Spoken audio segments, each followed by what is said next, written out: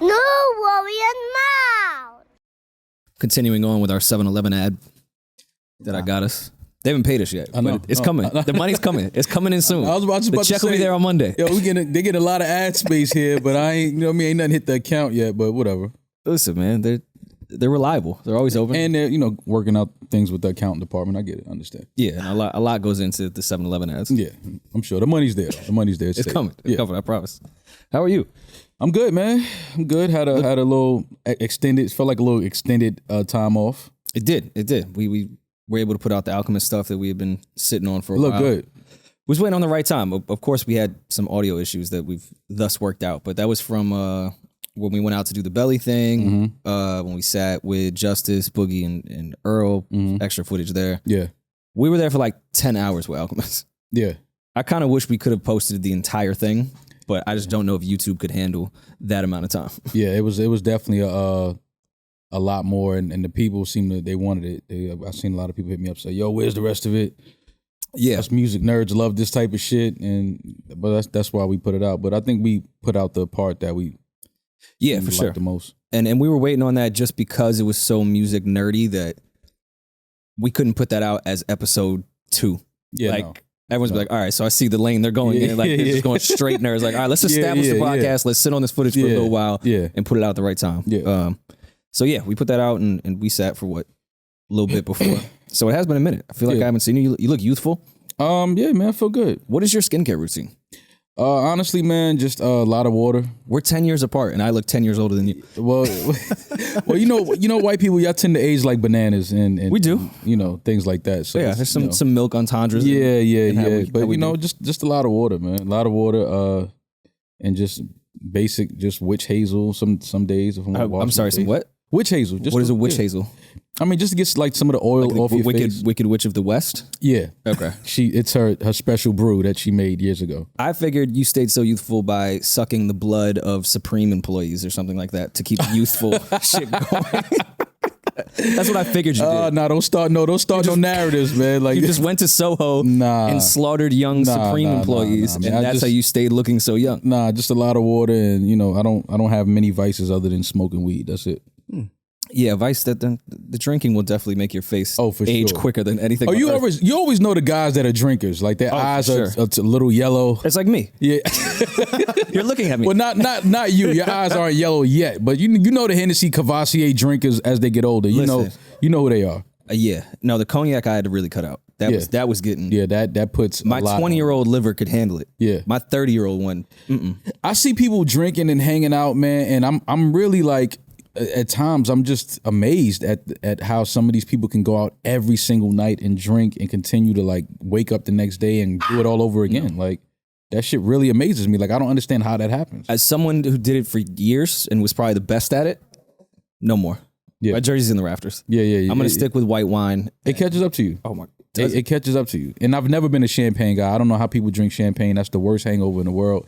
I feel like somebody sat on my head all night when I wake up. Yeah, like I can't do it. Nah, so just a lot of water for me. I'm getting older, man. You know what I mean? So it's birthday coming up. Like I can't really. Once I started drinking champagne, I did wonder why your family in particular at Rockefeller drank so much champagne. Yes, they did. Yes, they did. Absolutely. Yes, they did. You guys see them buying a bar out. I see them buying more Advil than anything could possibly fucking handle after that. Yo, champagne to me, I'm telling you, I don't know how people drink that shit. Like that hangover is insane to me. Like I really don't know how people go out every night. I mean, I applaud them. Just drink more. You wake up and drink more. Nah, I'm just get you over quicker. Nah, just pass me the water. Like I know I look like an idiot in the club when I go to the bar. Like last night we went out to Conway show at Webster Hall. Had drink tickets that you did not use. I always give the drink tickets away. I tried to use it on a bottle of water. She looked at me like I was crazy. I was like, the bottle of water is $5. I would like to use this drink ticket. I don't want to pay $5 for Poland Spring. You know how my father asked me if I'd ever done ecstasy? Mind you, I was like 13 maybe when he asked me this. He had moved to Florida where obviously ecstasy was pretty prominent. Absolutely. And he went out for the first time when he moved out there. And water was like $9. It was more than a beer. You know why? So he was like, why is water so expensive? And they told him, and then he called me immediately. He was like, are you and your friends doing ecstasy? I was like, what the fuck is ecstasy? 13, I don't know. The fuck is ecstasy? Yeah, but you got to ask. You gotta ask. And he was like, I'm down in Florida. That's all anyone does. I can't even get a water at the bar for under $10. No. It's more than beer. No. And that's another thing. I don't understand why, like, it's a lot of things I've been just noticing, like, at the airports, right? When you go through TSA, because sometimes I get out the car, you just have some water in your hand or whatever, and you at TSA like, oh shit, I didn't finish it, you got to throw it away. Mm.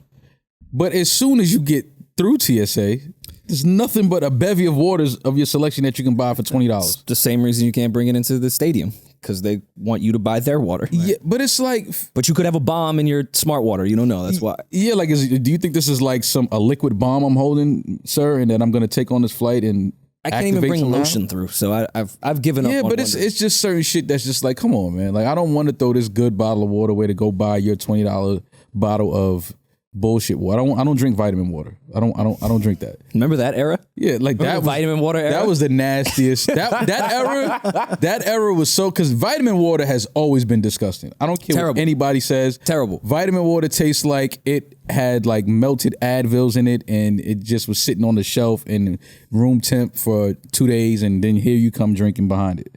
And that shit was terrible. And I feel like we forced ourselves to like it because it looked like it had cool bottles, and that pomegranate shit was the nastiest thing I ever had. Oh my God. That shit. 50s fucking, what was it? Formula 50? Yeah. That just tasted like Kool-Aid with way too much water and nothing else. Well, 50 tried to go the route of quarter water. Like he tried to mimic the quarter water flavor with his particular. He didn't hit it. Nah, it was like we taste like we tried it because it was 50. He was like, let me just see what this is about. But I had to support. That shit was terrible. Vitamin water was terrible. I don't know how they made so much money, but they did. That shit was never good to me. 50 sold the hell out of it though.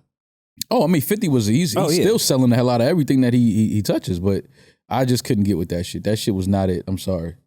Nah, that was never it. Body Armor I like. Body Armor is the only, sports drink, if you will, that I actually really like.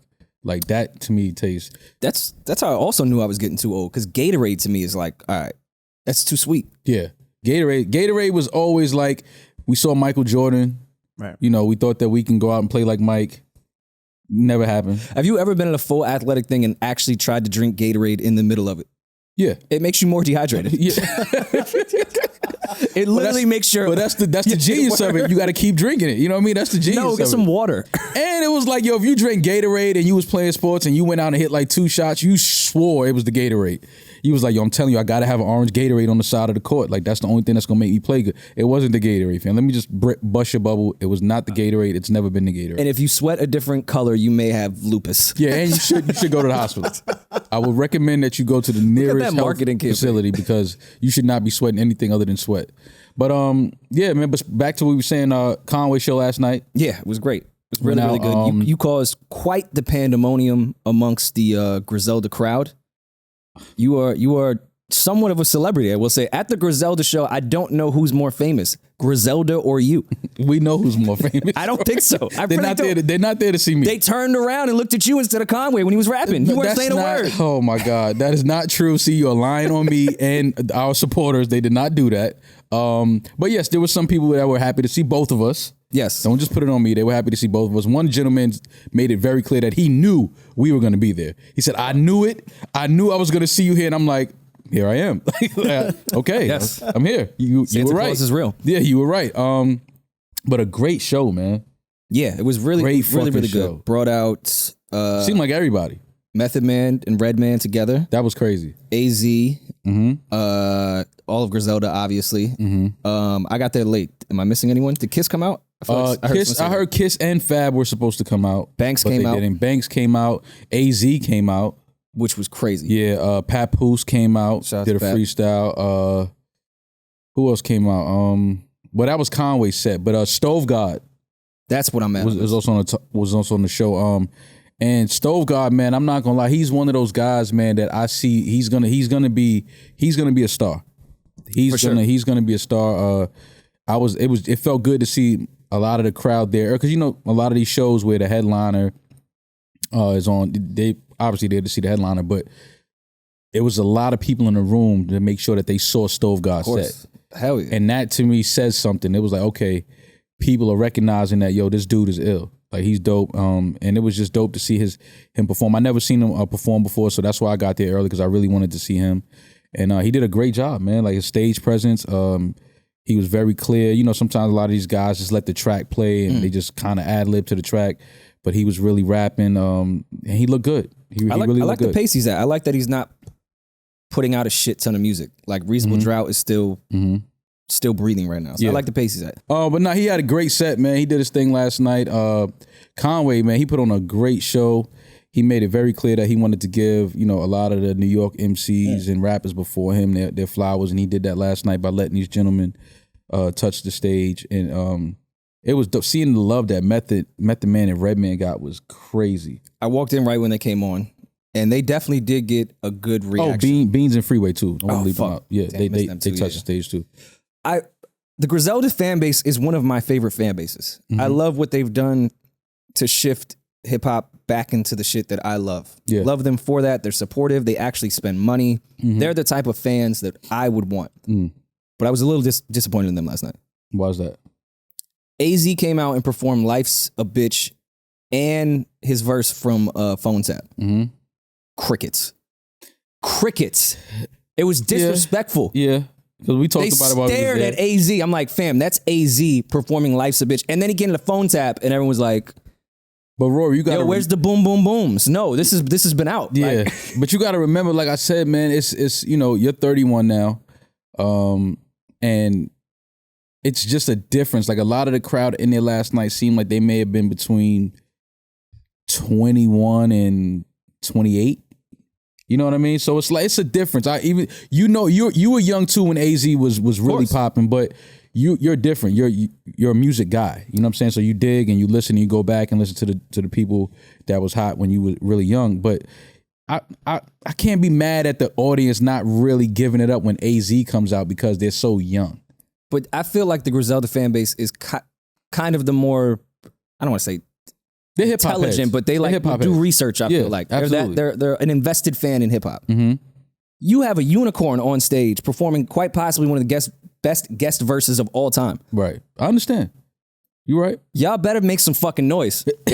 No, I'm with you on that. I'm with you, but it didn't surprise me, is what I'm saying. Like it didn't surprise me. But then again, you know, when Meth and Red came out, and that's kind of the same era. I guess. You know what I mean? I mean, they did like the Rockweiler, and that's obviously you got fucking nuts on it. Yeah. But like, I just feel like Conway put together this amazing guest set. No, he did. And he did. He absolutely. I don't know too many. I feel like the fans didn't appreciate it at all. Yeah. No, you're right. Because even when Beans and Free came out, it wasn't as much energy from the crowd as I expected. You know, obviously they did Rock the Mic and you know, Diddy, What We Do? What We Do, yes. Okay. So, you know, the crowd reacted to that and they know those records. They loved it. But it still wasn't like the energy that I had expected. But again, you know, it's hit or miss sometimes with the crowd. And, you know, we were just on here saying how we don't like to make noise when we go to concerts and the MCs are like, make some noise. It's like, yo, what noise do you want me to make? Yeah, but I feel like there's some exceptions. Absolutely. AZ, absolutely. To me, I may have hit like a high F when AZ came out. Yeah. Like, yeah. Is that Sosa? Yo, don't ever call AZ Sosa. Why, he's not Sosa? Don't refer to AZ. Save Our Streets AZ. Rory. I know the acronym. I know. I did the knowledge. Don't ever call AZ Sosa. He's not Sosa? You can't say it's that Sosa.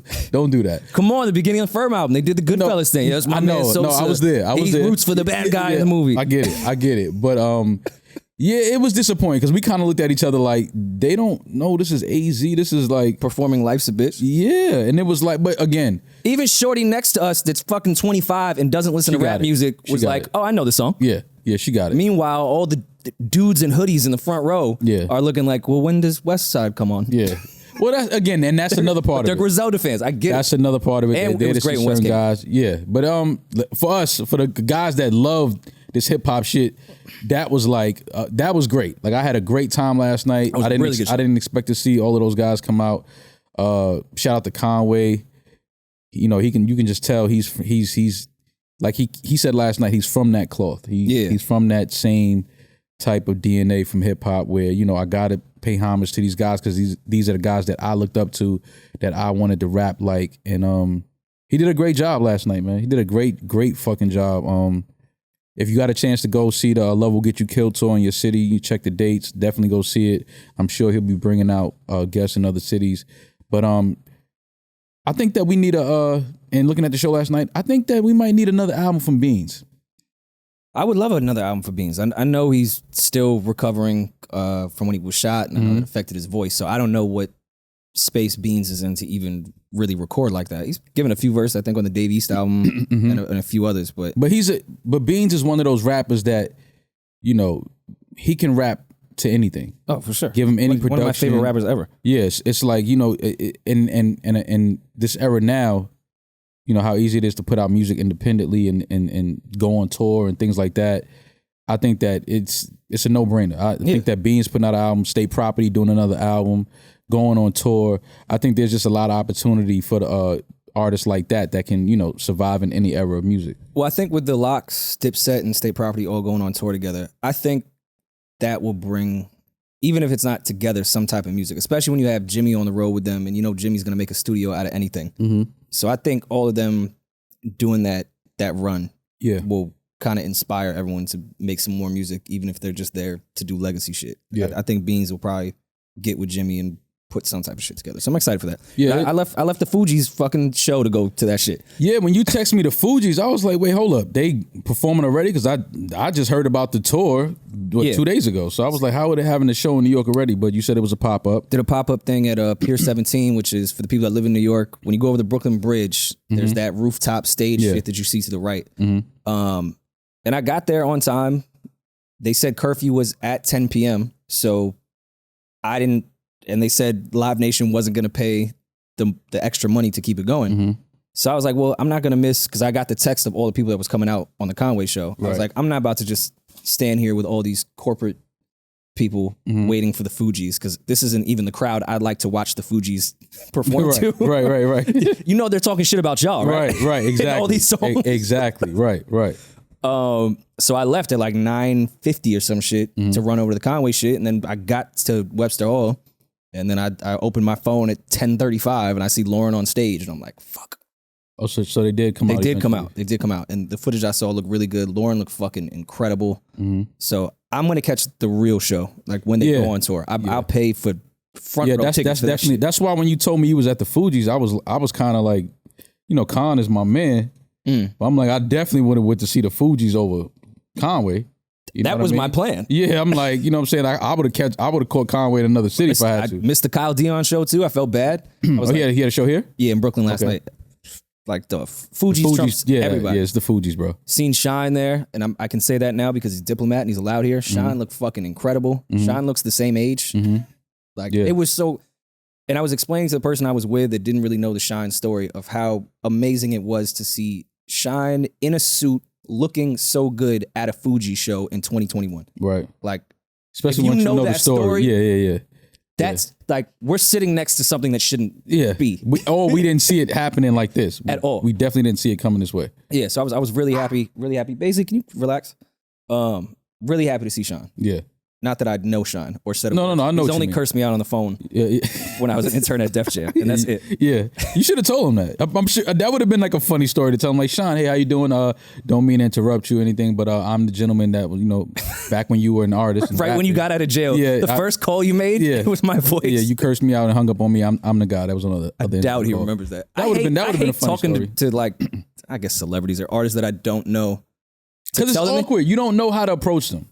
And even ones that like were very impactful in my life, like to even tell them that, it's like, they don't know me, but they know that. Yeah. They know that they've been impactful. I'm not going to tell them anything new. Like, hey, yo, you've really like changed my life.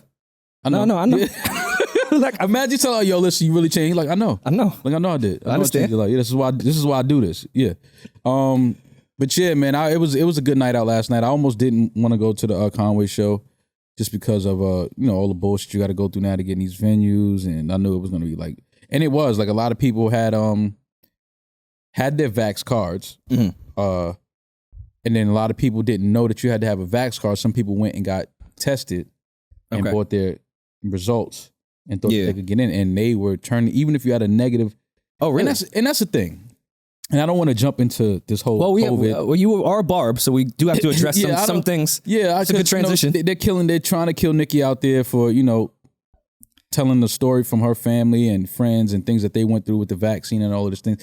And again, this is, I don't know how people are sitting back looking at this whole vaccine thing, but to me, this is just all another distraction. It's all divisive. It's all another way of just separating people and pinning people against each other.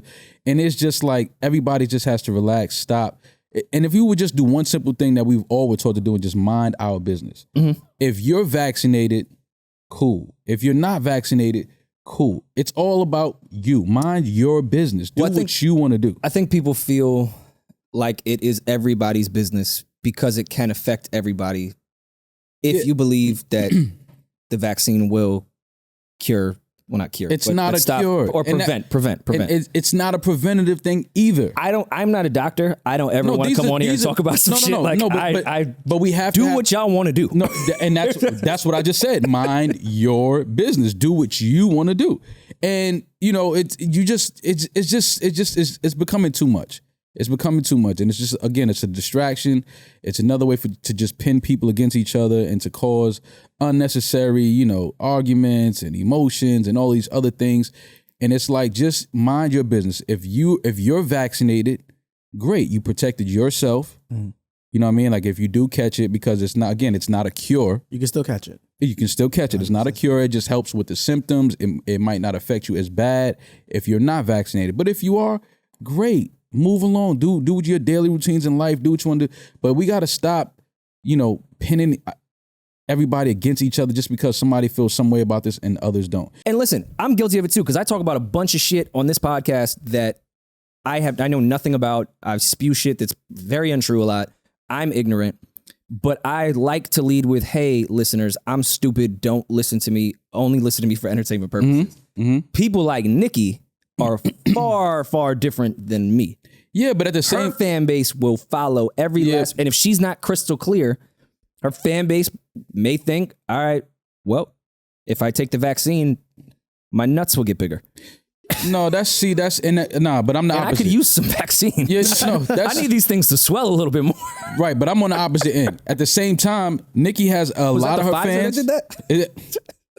A lot of Nicki's fans have gotten a vaccine though. I'm sure plenty. So this is why this shit is stupid, because it's not like Nicki is saying, hey, if you follow me and support me, don't get this vaccine. She put out a story of something that happened to someone close to her family. Yeah.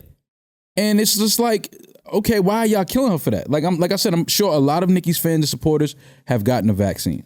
I do want to come to Nicki's defense, because they were killing her for putting that reporter's number out on her Instagram. Mm-hmm. And if you didn't look at the full story, you would say, yes, why would Nicki, she knows what her fan base does. Mm-hmm. Why would she do that?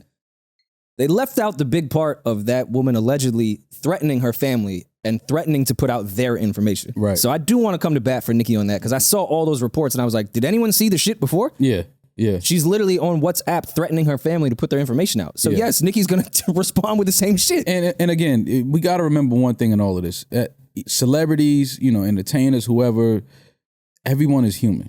Right. Everyone has a family. When they're not on social media, when they're not on stage, when they're not on set filming, when they're not on tour, people have families, people have homes, people have private lives. And when you start to attack people's privacy and people's loved ones and the ones closest to them, all of that celebrity shit goes out the window. Now you're just dealing with a human that is just protecting their family, protecting their privacy. Right.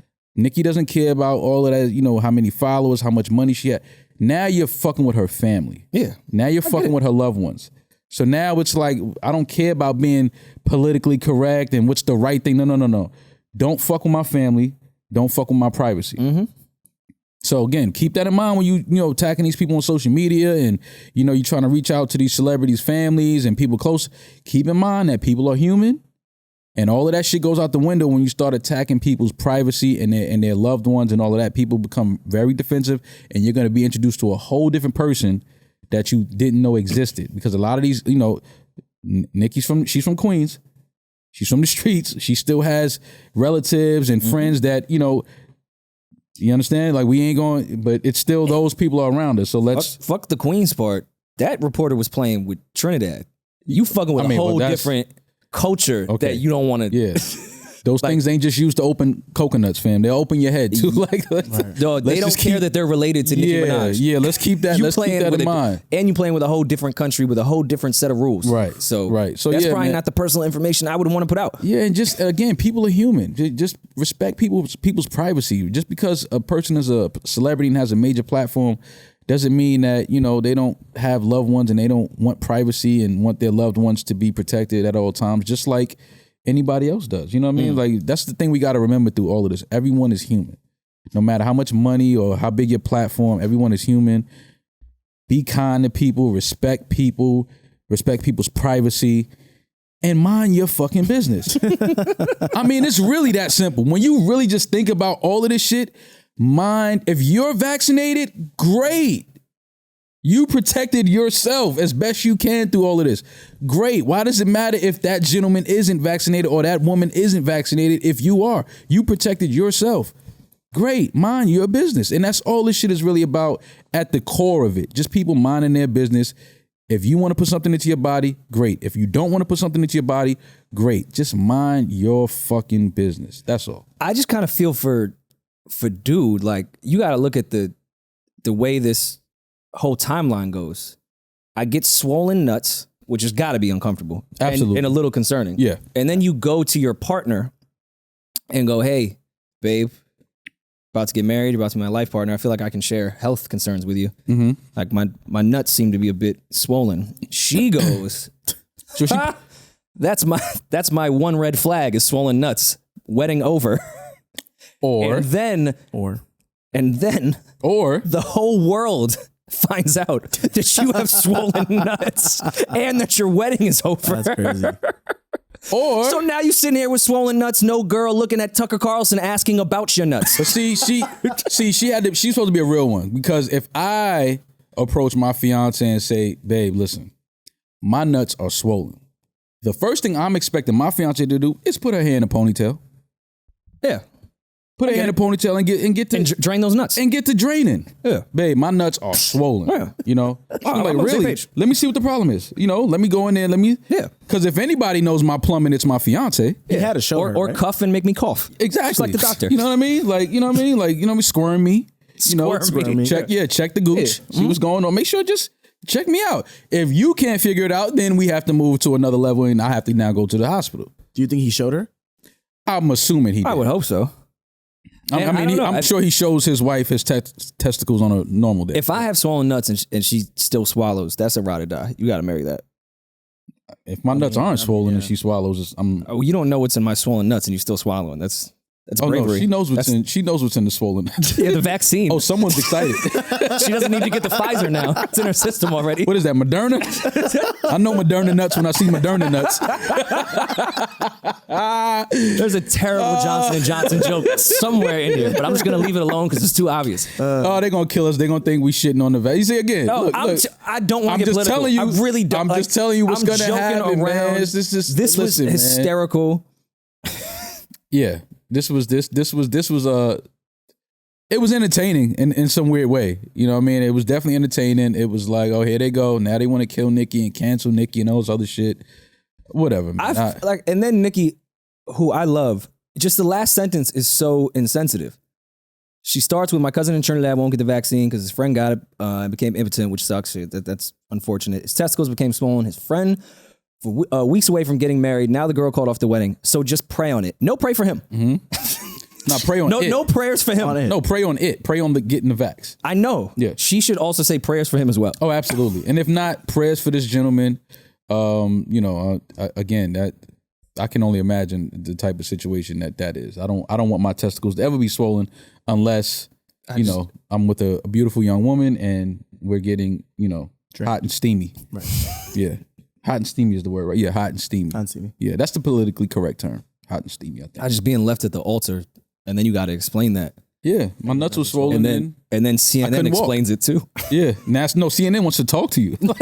Like, fam, I just got like yo, fam. I want some privacy. Like now the whole island knows. Yeah, like the whole island knows that I have swollen testicles now because of this vaccine, and everybody wants to talk. I don't want to talk under these circumstances. Yeah, now I got fucking nicknames when I'm walking to the grocery store. Yeah, they calling you, big balls, beanbag, heavy nuts. Beanbag is hysterical.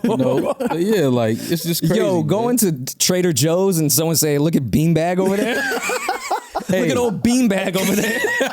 Well, I'll just take a seat, buddy. Oh, forgot. You're walking around with a beanbag. You could just sit anywhere.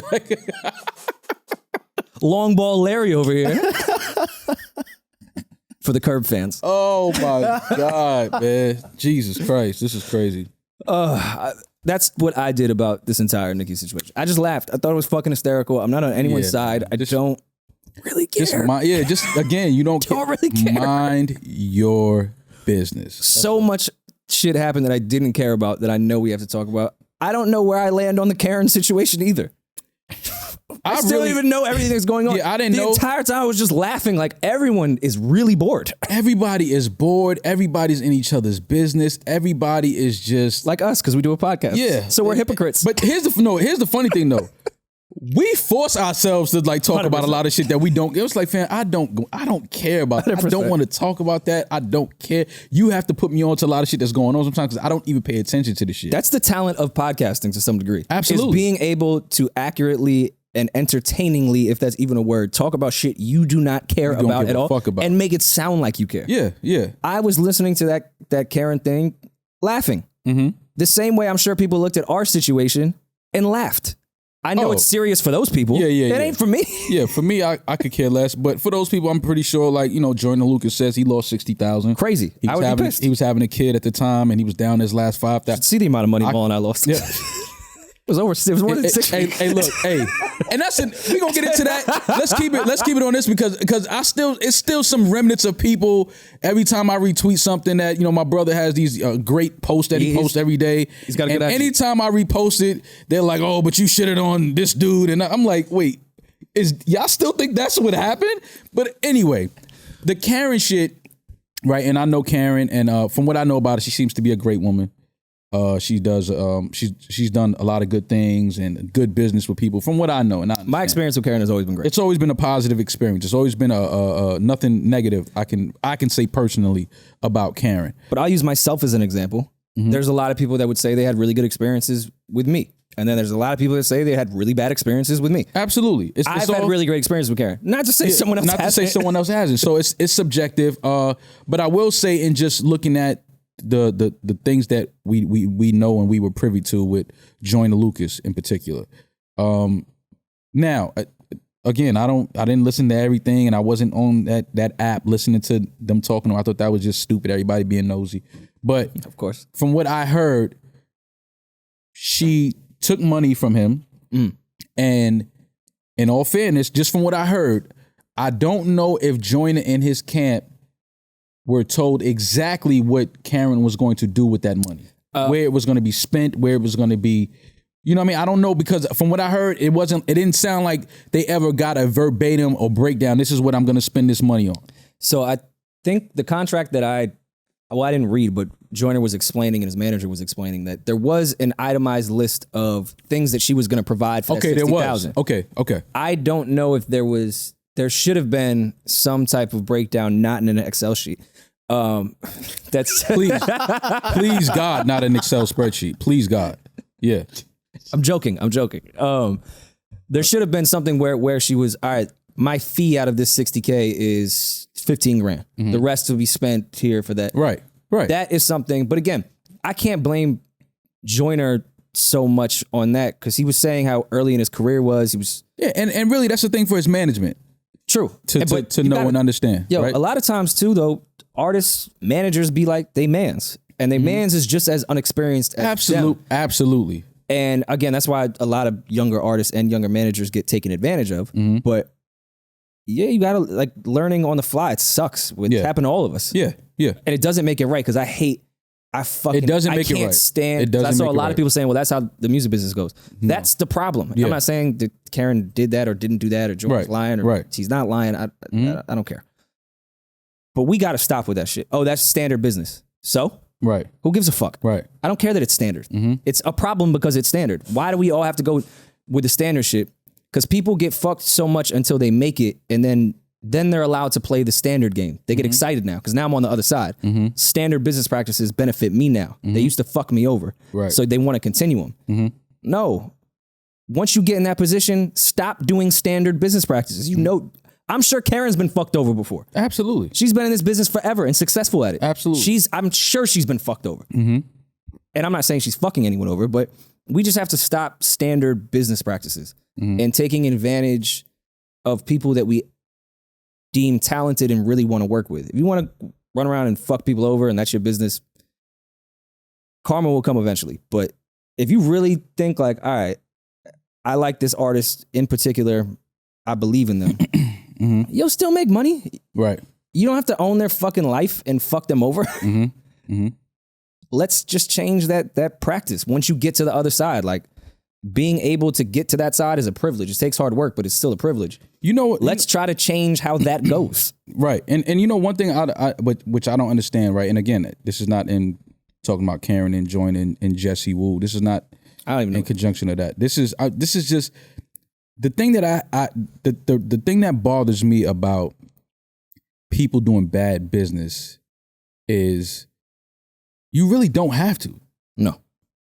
So it's a purposeful, like you're purposely doing bad business because you really don't have to do bad business. Like when people say, oh, that's just how it goes. That's not true. There are a lot of people that do very good business and do business the right way. You understand what I'm saying? So when people say, oh, that's just stop. Like we got to stop with that narrative. If somebody is doing something wrong and they know it's wrong, that's a problem because you don't have to do that. Like Karen could have worked with Joyner. And again, I don't know the real story. I know if what Joyner is saying is true and that really happened, then Karen is fucked up for that. She's totally fucked up for that. If it's not true and it was a miscommunication, then that's what it is. It was just a miscommunication. Things happen. Talk about it. We could fix it, rectify it, and move on. But if what Joyner is saying is true, then that's totally fucked up what she did. Yeah. But again, it just comes down to just do things the right way. If somebody hands you something or hires you to do a job and they put money in your hand, you now have the responsibility to do exactly what it is you said you were going to do. You have to carry out this job. You have to be, because one of the things that he was saying that, I kind of was like, damn, that's fucked up is it was so much communication between them before he paid her. And then once he paid her, there was almost no communication. Yeah. And that was like, damn, to me, that's the fuck, because you can take the money and say, sometimes things just don't go the way you expected. You pay people out. Maybe they don't do the job that they were supposed to do that you paid them to do. That doesn't fall on you, but it's now your duty to communicate that and to keep that line of communication open with this person that handed you this amount of money and you told them you were going to do a job. Because again, once you hand me money, if you're hiring me to do a job, things may not get done, but it's not necessarily on me. It could be because this person over here didn't do what they were supposed to do yet, or this person didn't send the email, or this person didn't do this. But it's my duty to communicate that to you and let you know exactly what's going on. Not say, yo, can you please stop calling me? I'm on vacation. Yeah. That's like, wait. Fuck that vacation. I just handed you $60,000. That vacation don't mean shit to me. Where's my money, or where is the business that was supposed to be held or handled with my money? You understand what I'm saying? So again, like I don't have anything negative. I'm not gonna sit up here and say anything negative about Karen. What I will say is, if indeed what Joyner is saying is true, and this is what actually happened, then by all means, Karen is fucked up for that. That's just fucked up business. You're not supposed to move like that. I'm not saying it's true. I want to be very clear because people cut things up and try to say, of course. I'm not saying Karen is guilty of anything. I'm not saying that. I'm saying if this is indeed what happened and she did this and ran off with money and didn't do what she was supposed to do and whatever, that's bad business. And as a community, as a culture, we just got to start doing what we say we're going to do. We got to start doing business right. We got to start being honest with each other. If I can't do a job and I'm fucked up and I need some money, I'm not going to just take this money because I need it and I see that this person is desperate or this person is in a position where they feel like they really need me, and just because I'm fucked up and nobody knows I'm fucked up and my rent is due and this, that, and the third, I'm not going to just take this person's money and just run off and do something totally opposite with it, because again, that karma, that energy, that shit is just nasty, and you don't want that on you. It's short-sighted too. Of course, there's an exception to the rule that people that fuck people over can do it for their entire career. But for the most part, percentage-wise, it's short-sighted to fuck people over, because news does travel, and people will stop working with you because they hear the horror stories of you fucking people over constantly. It's short-sighted. Right. And I think a lot of times what happens is people are very, people's memory is very short. For sure. Like you could tell Especially somebody when you can do something, when someone can do something for you. Exactly. Like people Definitely. will hear the worst story about somebody. Oh, this person's a piece of shit. He's fucked up. He did it. Time passes, a month or two, people right back in business with this person. And it's like, wait, did y'all forget what this? You understand what I'm saying? It's like, yo, this, does somebody need to remind you what this dude just did or what this woman just did? You know, well, a lot of people say, well, it didn't do it to me. And that's the thing. He didn't do it to me. And I think, again, I'm not trying to go. Of it. We're both guilty of it. Been guilty of it. We're both guilty of it. This is a perfect example. Both guilty of it. It would never happen to me. This person would never do this to me. Unfortunately, you find out this person would do it to you and is doing it to you. You know what I mean? And again, it's just, we just got to get to a point, or just completely stop fucking with these people. Like, stop giving these people a platform, or opportunity to continue to do this. And you know what I mean? It's like, if this person has a history of doing some fucked up business, or this person has a history of doing fucked up things to people, it's our job and responsibility to completely stop fucking with this person to where they can't do this to anybody else. Yeah. Because nobody's fucking with them, nobody's talking to them, nobody's giving them any opportunities. It's like, yo, you're a piece of shit. Get the fuck out the way, because you're a cancer to this culture. You're gonna do more bad for this culture than good, and we don't need that. And just that's unfortunately what desperation does. People are still signing fucking record deals. And I get that's why, a whole because you're fucked up and you need that advance. Exactly. It's circumstances, and people don't get it twisted. This business, entertainment, now people will prey on you when they know your situation. Like, this person doesn't have any money. This person doesn't have a home. This person is sleeping and whatever. And they're gonna take this opportunity and this money because they have to. And that's a fucked up position to have to negotiate from and have to do business from, because again, guilty of it. Listen, you know what I mean? It's like you negotiated plenty of things out of desperation. Exactly. It's fucked up. I've been fucked up and I've needed money, and it's like, fuck, this is a shitty deal, but I need it. But being on the street is way shittier. Exactly. And it's it's just sad that we have these people in our culture that will prey on those type of individuals for their benefit. And again, it's our job, once those individuals are exposed and once things come to light and once things are facts are put on the table and we know that this is what happened, this is what this person did, we got to stop giving these people opportunity to do this to other people. We got to completely get rid of these type of people out of our culture, because it's not forward thinking, it's not progressive to our culture, it's a detriment to our culture. And we have enough information and enough people in positions of power to where we don't need to have people doing fucked up things in our culture anymore. I don't think so. We have way too much access and information now to continue to empower people that are doing fucked up business. I couldn't agree more. Were you paying attention to the Activist reality show? And nah, you mentioned something about it earlier. I didn't hear about this. It was a show that was on CBS that got canceled because it was social media backlash when they announced it. But essentially, what it was is the initial concept was a 5-week reality show that would chronicle, I can't even speak, 6 activists facing off in challenges. Their success would be measured in metrics, including performance on social media. So they're taking activists and putting them in like a real world road rules challenge type of game. And I kind of wish, I know social media has been pretty good at canceling things lately. Kind of wish they would have let this one slide. Yeah, that sounds like it could be entertaining. I would love to see D-Ray do an obstacle course in a vest. I like Mike Son on Ninja Warrior or some shit like that. I would love to see Mike Son on Ninja Warrior. I'm taking Mike in a Ninja Warrior. Mike's gonna fall in that fucking pool water so fast. He gonna beat the shit out of Sean King. I want to see the challenge. They don't fight on Ninja Warrior, man. They just go through an obstacle course. I feel like don't at the end they have to hit each other with the things. No, that's road rules. That's the road rules challenge type of thing. I want to see Mike Son versus D-Ray in the Activist road rules challenge. We shouldn't take everything so serious. This would be great. We could bring awareness to shit. Yeah, I think that's dope. I think that's actually a great idea. Like we should have Sean King go do an Ancestry.com test. That could be like a challenge to see if he's actually a black man. See, Rory always got to find a way to take it back to Sean King and finding out if he's really Our a black baby guy pictures now. look the same. No, you're right. That's all I'm when saying. you showed me his baby picture, I was definitely surprised. Like, nah, that can't be. But yeah, you have a point. You actually have a point. But that to me sounds like a great idea. I would love to see a lot of these activists, in these settings, because what it does, again, back to what we were saying, it puts us all on a more human level. To see somebody run through an obstacle course and see how athletic or non-athletic they are.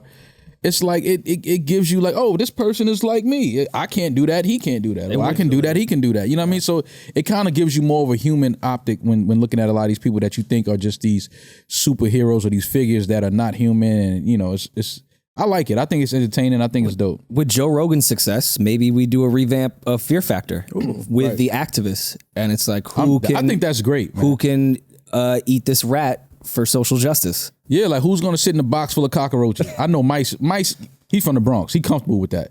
That's just a project apartment. Yeah, like Mice gonna get that $1 million cash for sure. You put Mice in a box full of cockroaches, chilling. You are raising so much money for the children. Yeah, like you. For the children. It's for the kids, man. It's all for the kids. It's always for the kids, right? Yeah, nah, I think I would love to see that. Do the kids know? I don't think the kids ever really know. I don't think they could get a couple book bags when it's back to school time. Yeah, you sure. You got it. That's book box bags cost $500 million. We know that. They still do box tops? Capri Suns. I don't know. Do they? Box tops? Yeah, they got to. Yeah, they do. Yeah, crayons cost $200 million. Come on, man. Check the budget. There you go. See, official coupon worth 10 cents. Oh, well. Listen, I get how upset people were about this activist show, and Usher was the judge, which is also hilarious to me. Like, can you imagine Usher being like, listen, no, this has to you didn't protest well enough on this one. Yeah, you didn't rile the people up enough. Yeah. Have you seen Portland? Yeah. Maybe you should do your research. Yeah. I think this is a great idea. I don't know why they canceled this or why social media canceled the idea of this. I think this would have been entertaining. I think it would have raised awareness, raised money. We would have laughed at it. We would have had a good time looking at this shit. I don't know, man. People I think we cancel the wrong thing sometimes. I had tweeted the other day, I'm still feeling some type of way that they canceled The Messiah on Netflix. Oh yeah, you did love that show. Bro, that was such a, like, I don't understand how they felt like that was anti-Islamic. Like, it just, like I read up on it again because I was like, no, I have to really understand why they canceled this show. What was the concept of it again? It was just about Jesus, or? A CIA officer investigates a charismatic figure whose followers believe that he can perform miracles and he may be a divine entity or a dangerous con artist. That's a great concept because if Jesus did come around in 2021, like, who would believe us in? Like, yeah, they're not. But we would be way too skeptical. But at least we needed another season before we felt like, okay, this is kind of like wrong for them to be depicting this type of. I just feel like this one season, I don't see how anybody was offended by this show. Like now again, I'm not saying that there's no way people could be offended because of people's religious beliefs and things of that nature. But it's just like when you watch this show, it's like it never gave the feeling like, okay, they're trying to say that he is God. Or he is Jesus, or he is, it's like, bro, they don't even know that they think that this dude is a con artist and he's just, everything is just coincidence that he's in these places at these times. And it just wasn't enough. Like, we needed more to make a final decision on, okay, this is like wrong and we should not be depicting this type of stuff. Like, I just think it was just way too soon to cancel this. If you haven't seen this, the season, watch The Messiah. I thought it was great. A lot of people thought it was great. Some people didn't like it. I thought it was like a really, really dope show. I would just assumed he was a cologne model that could walk on water. It is a pretty dude. No, he's an attractive man. No, but again, and the writing was good. The acting was good. It was a really good show, man. Or this is just another way to program your mind to think that Jesus was white. But that's just my opinion on the shit. Now we're going. See, now we getting to the like, why the Messiah got to look like that? See, see that some people might have been mad at that, but they're saying they canceled it because of anti-Islamic something. I don't want to get it wrong, but I read it. It was something that people were saying. They were saying that it was anti-Islam. Well, what about it would be that? Like, was it? Bro, I guess I'm asking, was it a religious thing as far as I'm God, but you got to be Catholic? Was he running around doing that? No, that's what I'm saying. It just wasn't enough for people to even feel it. I don't know, man. I don't know. I don't know what's going on with this cancel shit anymore. Like, some things that I think should never even see the light of day are on the 9th season. Like, so it's like, all right, man, whatever. I don't know. I don't get it. But if someone said they were Jesus and the CIA killed them, would you still think they were Jesus? Ooh. If somebody say that again? If someone said, hey, I'm God, they walk on water at the Capitol building, all that shit, and then the CIA kills them, would you say that was Jesus? My Jesus not getting killed by the CIA. Yeah, no, the CIA is not taking out Jesus. Not like you said, not my Jesus that I believe in, no. Because, I mean, my Jesus went, like, he did the cross thing, like, for us. Yeah. I just don't think my Jesus would get killed by the CIA for us. Yeah, if a guy right now says he's Jesus and walks on water, I'm going to say, hey, here's a light-footed fellow. Listen, I could walk on Canal Street right now and find you 20 people that say that Jesus Christ. Yeah, like, and could probably walk on water, too. Yeah, so it's just like, yeah, he's light-footed. You know, what do you want me to do? He's been practicing this as a kid. He knows how to do it. It's like, I'm not going to just assume that it takes a little more than that to convince me that you're the Messiah and you're Jesus. So, which is what this show was leading to. You understand? So to cancel it after one season was just like, what the fuck, man? But again, that was just something that I thought about. This activist show, I think that somebody needs to put some money behind this and make this a real thing, because I think that's very entertaining. I'm with it. Or even make like D-Ray like the host or the judge, and like he gives out vests to like the person that wins that week. And like that's how you stay on the show. You made it you to the next round? You get the next vest. I like your thinking on this. You know what Patagonia could sponsor it. Yeah, like, see, mad ad dollars. Come on, man. Like, you know, let the kids get Patagonia coats for school, and we can just pull in a bunch of. I like it. Yeah. I like it. I think that's a great idea. I don't know why they canceled that. Look what happened with the Power theme song that 50 did. It became a hit. Mm-hmm. My son does the intro music. See, here we go. Listen, I just want y'all can have these jewels for free. Oh man, yeah, I like that idea though. They should definitely look into producing that show. That doesn't sound like a bad idea. Something else that happened, we got the epic IG live with Fat Joe, Snoop, Jermaine Dupri, and they got Diddy to call in. They got Puff to call in. Listen, man, I'm seeing a lot of things online about, you know, the way people feel about Jermaine Dupri, and let me just say this. The versus thing, right? For me, it's not even a battle anymore. Like, in watching did we talk about the Fat Joe Ja? That happened before we recorded, right? Yeah. Fat Joe and Ja? Well, we haven't recorded since. Okay. Yeah. The Fat Joe and Ja, like, let's talk about that first. First of all, that was a great versus. It was really good. Really enjoyed it. It brought back a lot of memories of a lot of nightclubs that are no longer in New York. Had a lot of great times in these nightclubs when this music was playing. Reminded me of junior high. Yeah, you was super young when Ja was on the charts like that. Hell yeah. But the versus thing, right? It's not, because Fat Joe said something. He said he knew he wasn't going to. He didn't have the hits that Ja Rule has. Yeah, a lot of people don't. Let me just say that in case y'all don't know. A lot of people don't have the hits. Fat Joe is mad hits. Yeah, and Fat Joe has hit records. And he even said, I knew going into it, I don't have as many hit records as Ja Rule. Not many people do. And which is why he said a lot of people didn't even want to battle Ja Rule in the verses. I said that's a tough battle. That speaks to, you know, Ja Rule's career alone. But there's certain times, because even in the Ja and Fat Joe, you know, verses, Fat Joe would play a record that I love that wasn't a hit. Mm-hmm. You know what I mean? But it's like, that was my shit. But then Ja plays Put It On Me, which was a monster record. So, of course... one of the greatest rap records of all time. Right. Of course, that record, it was the bigger record. But again, it's all about, you know, your taste and what you like. Because when he did the shit from, you know, the Twins and all of that... of course. The Big Pun record and all... had Remy do Pun's verse. I'm from the Bronx, bro. Like, you know what I'm saying? That record to me is always going to just hit different. You was in the middle of Little Italy. Little did and they know. You didn't do diddly. Yeah, I didn't do diddly. I didn't do anything. I didn't do anything, Rory. But to me, it's like, damn, it brings back all these feelings and these memories. It's like, damn, but, you know, and Put It On Me, it's like, oh shit, that's a but it's like, at the same time, I would probably play that Big Pun Fat Joe record before I play Put It On Me in the Whip. Oh yeah, if he was by himself, for You sure. know what I'm saying? Like, so it's just I just feel like Put It On Me is a point forever though. Yeah, no, we ain't gotta talk about that. But it's just like I can't. I'm no only longer, Juicy maybe beats Put It On Me. Right. It's only very few records that's going to be Put It On Me. But that's why I can't call this it's not a battle to me anymore. I think this is just a performance, a show, a concert, because that's what it is at this point. It's a concert of some of our favorite artists that had some of the greatest hits in our culture, just displaying their catalogs on stage together. Okay. It's not, the whole JD Puff thing, right? People are like, oh, Jermaine Dupri ain't got no, what he gonna play? Criss Cross, what he gonna play? The Brat? The entire Confessions album? So this is what I'm saying. It's, it's just like, it's not a battle. We can't call this thing a battle anymore because there's no definitive winner anymore. It's not like somebody's Michael Buffer's coming out at the end and saying somebody won. You know what I mean? So it's not a battle.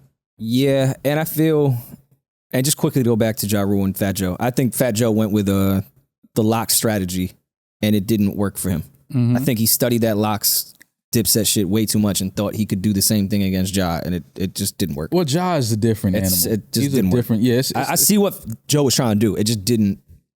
The Lox strategy is not for everybody. It's for the Lox. Yeah. Like only Kiss can break into the Who Shot Your freestyle and like it click for people that didn't even know that freestyle. Right. So that's where I think Joe just went. Joe should have just stuck to his own hits, not try to go the route the Lox did with the freestyles and some of the B-side joints. You got to understand why he did that. I get it. He's got to try something. He's got to go against. Not only that, he doesn't have the hits that Ja Rule has. Yeah. So he has to keep some it, sing-song. He has to keep it street. He has to keep it more like, oh, that verse was crazy. He has to go that route. You understand what I'm saying? So with the JD Puff thing, which it hasn't been announced, it's not official. They're trying. I think on the IG Live, Puff agreed that he would do it with JD. I don't think it's fair. For everything that JD has been talking about and said when we were in the studio, he said it. He's now said it publicly, so I don't mind saying it. So you could put me in a room with an MPC. I'm coming out with these songs. All these people they want me to go against can't do why would I do that? Right. And that's another thing. What are the rules? Now, are you able, if this Diddy and Jermaine Dupri versus happen, what are the rules? Are these gentlemen just allowed to play any song that came out under their respective imprints?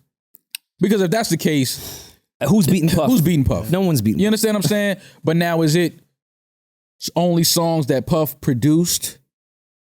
I just don't think, and I've said publicly and gotten killed for, I think Puff is the greatest ear in music history aside from Quincy Jones. Yeah, I mean, he is the greatest ear ever. I just don't think that's fucking fair. Like, JD made all the, literally made, and not to say Puff definitely produced a lot of these records. Produced doesn't necessarily mean touching instruments. Puff definitely put a lot of that shit together. Puff is one of the best producers on earth. For sure. Absolutely. But if I'm JD and I'm literally penning every last one of these songs, arranging every one of these songs, touching every single instrument, I'm gonna be like, no, you can't play that. Like, you didn't make that record. Well, here's the difference, Rory. Like JD said in Money Ain't a Thing, I write the songs that the whole world sing. I don't know about y'all, but every night I sling in a Ferrari, a Jaguar. Whereas Puff, don't worry if I write rhymes, I write checks. So that's the glaring difference. And like I said, if we just talking about playing all the songs on my imprint and my label versus all the songs on your imprint and your label, who's beating Bad Boy? I can't think. I mean, if you know what I mean, like if you count Cash Money with Drake and Wayne, maybe that's more. They would be a valid one. Right. Death Row just didn't have a long enough run. I feel like, Cash Money would be the only one I could think. Bad Boy is different. It's different. You understand? We ain't even gotta spend much time on that. So that's why, again, you gotta. It's all about what's the rules. Is it only records that these gentlemen both produced? Then it's more interesting. It's like, okay, now it's, because Puff had played a record on the live where JD was like, but you didn't write that. And that's a remake. You know what I mean? Like, it's, so he has valid, you know what I mean? It's like, you see what Jermaine Dupri is trying to keep it. Like, records that you wrote or produced only versus records that I wrote or produced. And then you have to go into the definition of what a producer is. And this Are you a beat maker? Because there's beat makers and then there's producers. Here we go. There's beat makers that are producers. There's producers that can't make beats. It's a very slippery slope. And by all means, Puff is a producer. One of the greatest producers ever. Let's be very clear about that. 100%. Puff is a producer. Puff is a fucking genius. Absolutely. But JD is a different part of the brain genius when it comes to music, though. So I can totally see him being like, "No, I'm not. You didn't touch nothing on this." What are you I think it would be another thing of where, because like going into the Locks Dipset thing, a lot of people just wrote the Locks off and was like the Dipset was going to kill him. I think that this would be a great way for Jermaine Dupri to remind people of who he is and his work, and his catalog and what he's done. Because like he said, he's in the Songwriters Hall of Fame. A lot of people didn't even know that, but a lot of people didn't know that. You know what I'm saying? So again, there's a certain amount of respect that his name and his career, it requires. You have to put a heavy amount of respect on Jermaine Dupri's name. He's one of the legends. He's one of the greats. Writer, producer. He's been doing it since he was a kid. Gotta respect him. I think it would be entertaining for us. I think it would be great for the culture. I would love to see it. I know Puff kept calling out he wants Dr. Dre. I don't think Dr. Dre would ever step in the VERZUZ type of a situation. I don't think he would just sit across and just play his catalog for entertainment purposes. I don't see Dr. Dre doing that. But again, things happen. Yeah, that would be interesting. I don't know if I can see Dre doing that shit either. It would, something else would have to be attached to it for him to do that type of shit. A huge check. Well, he's a billionaire. I don't think he'd do it for a check. Something would have to be attached to it that would matter to him. Like if he was putting out new music or putting out a new venture or something. Money would never do it. You can't book Dr. Dre. You can't. Exactly. And that's why I'm saying he would never do it, because what are you going to say? We're going to give you ownership in this. We're going to give you, like, I don't even know what you tell Dr. Dre. Like, how do you even negotiate business with Dr. Dre? Yeah.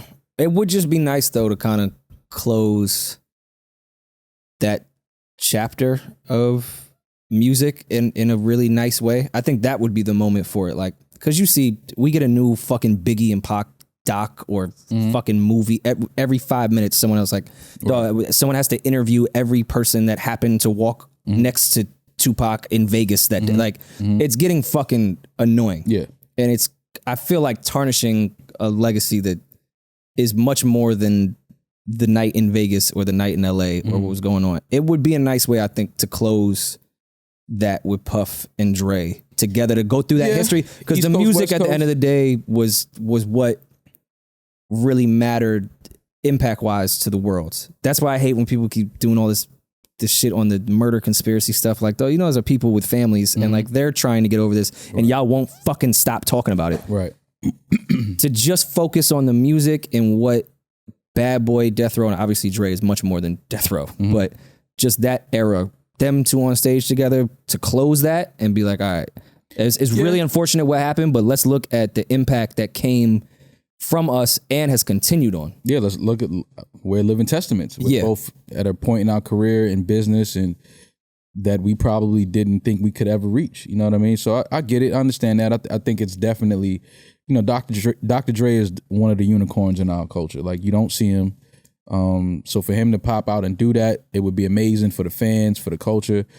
Do I think it would ever happen? No. What does Puff play when Fuck the Police comes on? Fuck it, man. Throw Juicy on, man. Fuck it, I don't give a fuck. I'm going to always say Juicy. I'm always go Juicy. I think it's the greatest rap song of all time. Fuck the Police and Who Shot You? Why not? Fuck the Police is going to win that, though. I mean, we talking about Fuck the Police. I don't think there's a single record in a versus battle ever that could beat Fuck the Police. Especially in 2021. I can't think of none right now under the Bad Boy imprint off my head, but there's a record I'm sure that... Take that round off. I just would. I'll take the round off. Puff gonna find a record.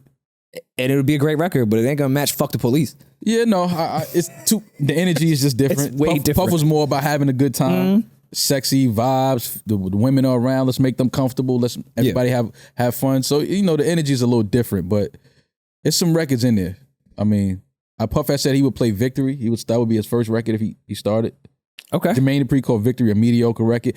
I felt I wanted to say JD, listen, I love JD, but it's like, fam, Victory is not a mediocre record. I'm biased, and I've said this privately and gotten killed by older people in my life. I think Banks took Victory like it's his now. people have murdered me behind the scenes that are older than me. Like you didn't know what victory was. Yeah. And I'm like, I get it. Like, no, I watched Busta Rhymes look like a gargoyle in the video and scream that. Like, I think victory's amazing, but Banks to me in my era that's his now. Oh yeah, Banks. But again, it's a reason why Banks chose that record. You understand what I'm saying? It's the reason why Puff redid Banks' freestyle and made it a real one. Yeah, because it's just that victory is just the energy, the build up to Big's verse, and it just was so special off that No Way Out. You know what I mean? Underrated album. Like that was. So when Puff said I would start with that, I was like, oh, we gotta see Puff on his versus stage. We have to. I don't give a fuck who's sitting across from him. Yeah. We just have to see Puff on a versus stage. We have to. I think Dre is the only one that makes sense. I mean, but again, I don't think Dre would do it, but I'm not mad at JD either though. He got a lot of records over there. A lot of fucking records. And it's not a battle no more. It's a celebration of catalogs and great music. Be a good R&B night. Fam. The greatest verses ever. Does he get to play the whole My Life album? I know we're dragging this at this point, but why not? I guess I would. Did he work on it, or did he own the label? I really don't know Puff's contributions to My Life. I don't know. I really don't. I don't know. He could have. I don't know. Yeah, I don't know. I'm not sure. Always Be My Baby Mariah. Mad records off My Life. See, but this is why it needs to happen, because we need to see that back and forth. Yeah. We need to see it. So hopefully it happens. I'm looking forward to it. But if not, I'm pretty sure the next verses is going to be something that we didn't expect, because now I don't even know who would do it if it isn't Puff and JD or Puff and Dre. Yeah. I don't know who's left. I know nobody wants to call Pharrell's name out. I didn't hear anybody get up there and yell they want the clips. I didn't hear it. I haven't heard it, is what I'm saying. So I don't know. I guess Ye would be the only one that would go against Pharrell. Oh, come on. We know that's not happening. No. Kanye, we know. Unless he's going to send somebody up there in a black mask that looks like him, but it's not him. Unless he could dress the entire audience that would be at VERZUZ. Oh, yes. Everybody has to, he has to put... In a parka in the desert. Yeah. No. We're not even thinking about that. We got to get into Kanye's... Is there a union for Kanye's models? They need to unionize. I don't know, but I was There's watching... some bad work labor laws happening with Kanye. I was watching some of the album release parties or whatever you want to call it. And the way that he just had all of those people that were standing like around the house, just running in a circle, I was like, fam, these people have been running for about 27 minutes straight with security, with bulletproof vests on, and Parker coats and all of this other shit. Fucking mad hot. Yeah. I was at the Atlanta show. It was hot as shit in that arena. Everyone was in winter coats. I was like, yo, these people I know are gonna have heat exhaustion. I mean, looking at it on TV, it looked great. Just seeing people move this way and other people outside of them move that way, and then the house in the middle. It looked amazing. Kanye is a visual genius. Like we know that. But these are humans. These are real people down there working, running around like this. Like, but I mean, Ye does what I would probably do if I was a billionaire, of just like ridiculous things. Like if I was a billionaire, I would literally have RZA walk next to me and just scream that shit is ridiculous at any situation that I didn't like. If I was at the bank and I decide this shit is ridiculous. Yeah, this is. I would just need RZA next to me if I was a billionaire to just scream that every time. I would have 2 crump dancers next to me as I walk down the street everywhere. Dancer. But I'd calmly be walking down the street. It'd just be 2 people just crump.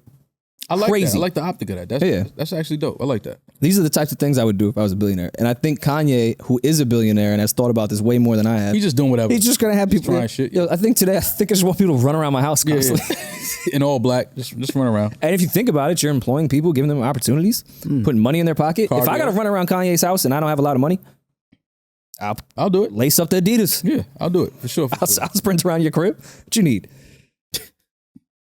That's just, I don't know. Those are my billionaire thoughts. Speaking of RZA and shows, that Wu-Tang Hulu show that I can't stop saying enough good things about. 5 episodes in on I still didn't start it.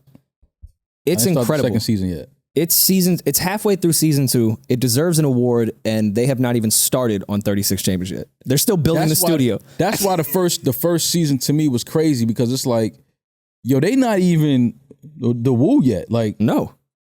It's great. I just went, and it's not really a spoiler alert. I just watched the last episode before I came here.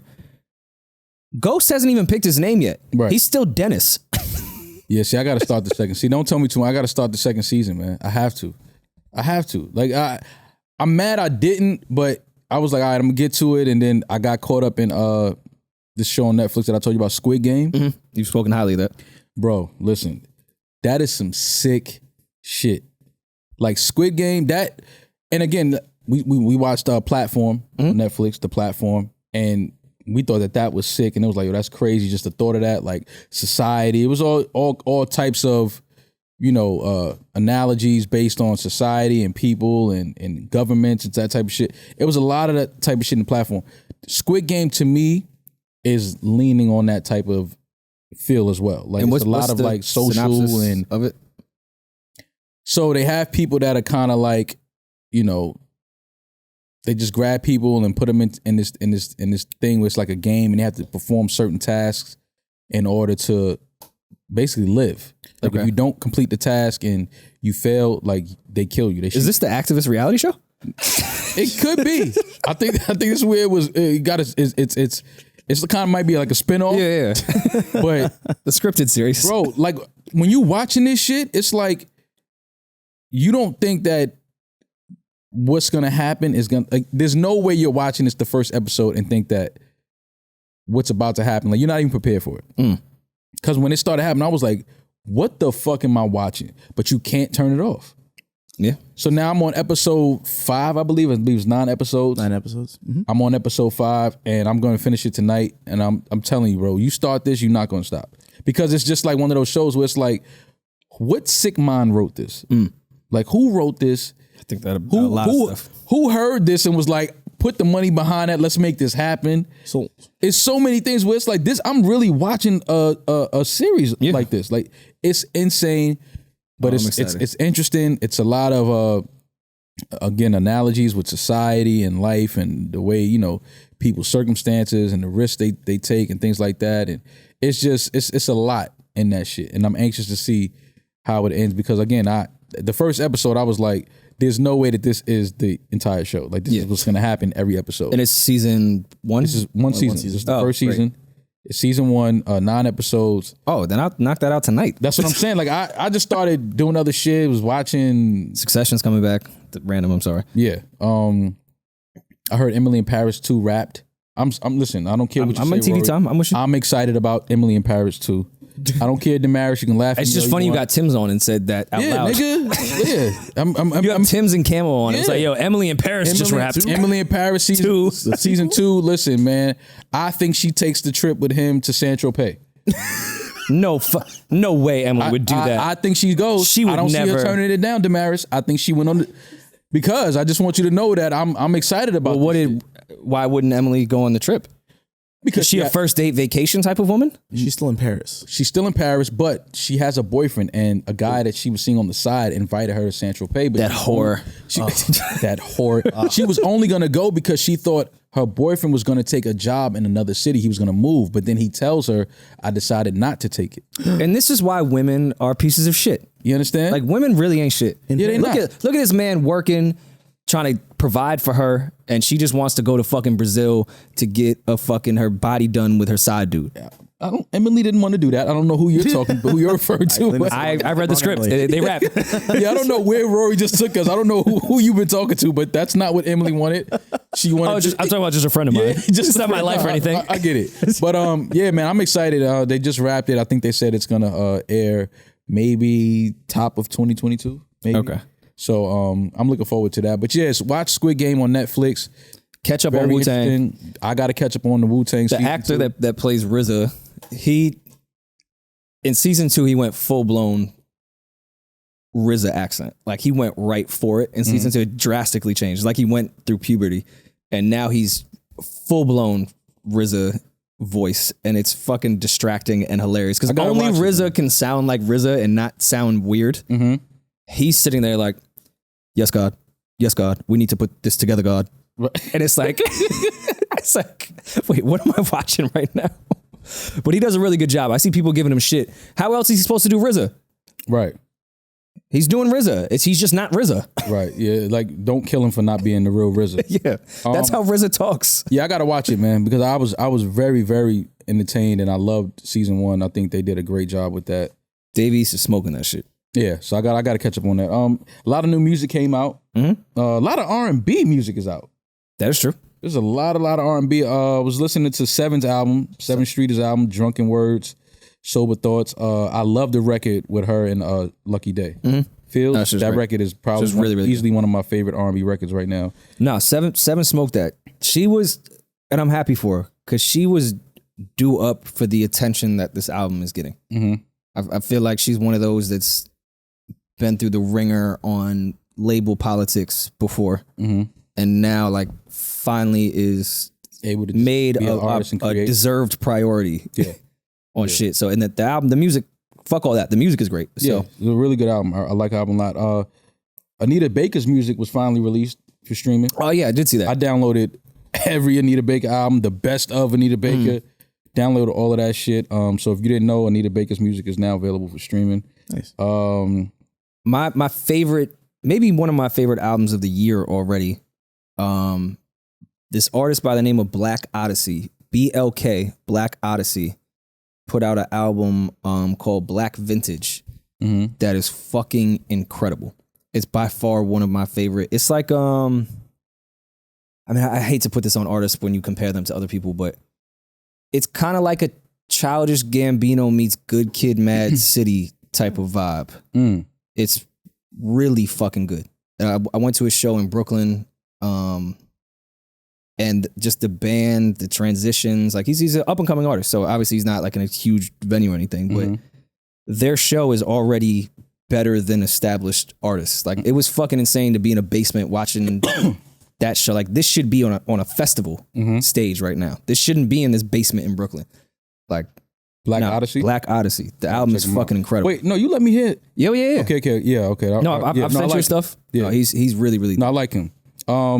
Mozzie's album came out, Untreated Trauma. Mozzie has been consistent, man. He's been consistently putting out dope shit, dope records. I really like this project. I like it too because he got right to it, 10 tracks. He didn't give us, a whole bunch of records and unnecessary try to trick the streaming system and all this other shit. 10 joints, right to it. Got a lot of dope records on there. I like the joint with him and Babyface Ray. Who else got a record? Tim's put a project out. Which I got to hear in the right environment. Yeah. That one you got to be. Well, Tim, she had a show at SOB's too. Really? Yeah, she had a show at SOB's last weekend. Yeah, she was at SOB's. I didn't even know I would have went. I would have definitely went. There's probably mad women there too. Yeah, no, for sure. Was it Yeah, it was at SOB's. Yeah, her doing SOB's is crazy. Who else put some music out? This kid out of the West Coast named Drew. He got a record, "Love Me for Me" with Mozzie. Okay, I like this record a lot. I gotta lock in on Drew and pay attention to what he's doing. But I think he's gonna be one of those ones out of the West Coast that we're gonna start hearing a lot about. So shout out to Drew. Who else? There's a lot of music that came out. Kyle Dion put a project out. Yes, he did. Sassy, that's my guy. I'm sorry I missed your show. I will see you later today.